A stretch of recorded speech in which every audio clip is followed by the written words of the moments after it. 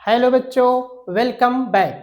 आज हम फिर से एक नई वीडियो के साथ हाजिर हैं आपके सामने, जो क्लास 12 एनसीईआरटी का बायोलॉजी का एक इम्पॉर्टेंट टॉपिक है और नीट में भी ये बहुत बार रिपीट हुआ है ये क्वेश्चन। हमारा आज का टॉपिक होगा सेंट्रल डोग्मा मॉडल।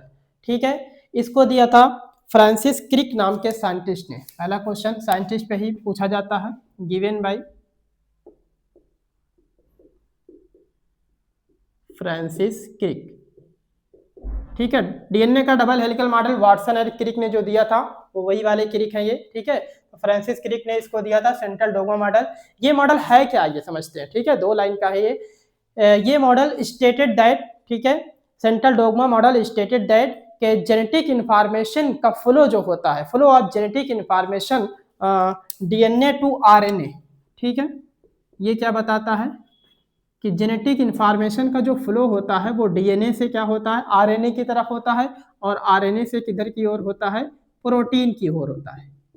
इसी को हम लोग बोलते हैं central dogma model, given by Francis Crick. Crick नाम के साइंटिस्ट ने दिया था। अब इसमें पूछा जाता है इस प्रोसेस को कहते क्या है, तो डीएनए से आरएनए बनने के प्रोसेस को हम लोग बोलते हैं ट्रांसक्रिप्शन। ठीक है, और आरएनए से प्रोटीन बनने को हम लोग क्या कहते हैं, ट्रांसलेशन। तो इसमें बच्चों को बड़ा कंफ्यूजन होता है और यही एग्जाम में बार बार पूछा जाता है कि ट्रांसक्रिप्शन किसे कहते हैं और ट्रांसलेशन किसे कहते हैं। तो बच्चों आपको पता होगा कि जो वायरस होते हैं उसमें जेनेटिक मटेरियल या तो आरएनए होता है या डीएनए होता है। किसी भी वायरस में आरएनए और डीएनए दोनों एक साथ नहीं हो सकते। ठीक है, तो जो आपका एचआईवी वायरस होता है उसमें जेनेटिक मटेरियल आरएनए होता है, तो उसमें डीएनए नहीं होता है। तो वो जब ह्यूमन सेल पे अटैक करेगा तो उसको डीएनए बनाना पड़ता है, यानी आरएनए उसके पास होता है, उसको डीएनए बनाना पड़ता है, यानी रिवर्स प्रोसेस करानी पड़ती है। तो ये वाला भी क्वेश्चन बहुत पूछा जाता है। तो आरएनए से डीएनए का बनना क्या कहलाएगा बच्चा, आरएनए से डीएनए का बनना क्या कहलाएगा, रिवर्स ट्रांसक्रिप्शन।